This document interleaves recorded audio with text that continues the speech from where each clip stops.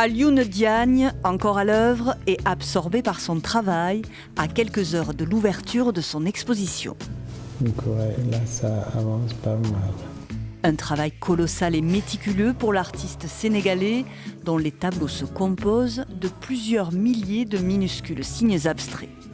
Ce sont des signes inconscients, ça vient de façon très spontanée. Il y a plusieurs personnes d'origine différente en fait qui me disent que écoute Alioune, quand je vois vos tableaux, je vois les alphabets de mon pays, soit de l'Éthiopie, une écriture éthiopienne, hiéroglyphes, il y en a qui me parlent de ça, il y en a qui me parlent aussi des écritures arméniennes.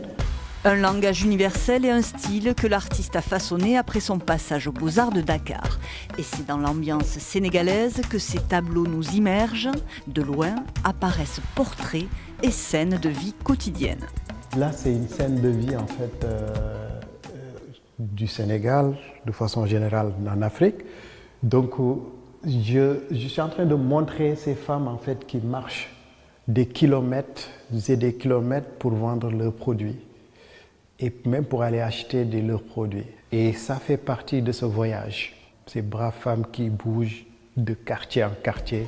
Touki, sa dernière série, qui signifie voyage en Wolof, navigue entre traditions africaines, portraits de la diaspora sénégalaise et souvenirs d'enfance, entre Fatick, sa ville de naissance, Dakar, la capitale, et le port de pêche coloré de Kayar. C'est des séries de foules en fait. Quand on regarde, on voit nettement beaucoup de personnages, beaucoup de têtes, de visages.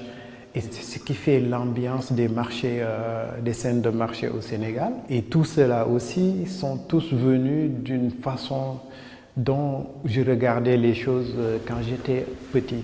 Pour moi, c'est important de tracer un petit peu l'histoire de l'Afrique, même l'histoire du Sénégal. Dakar et l'Afrique, c'est en voie de développement. Toutes ces scènes qu'on voit aujourd'hui vont disparaître.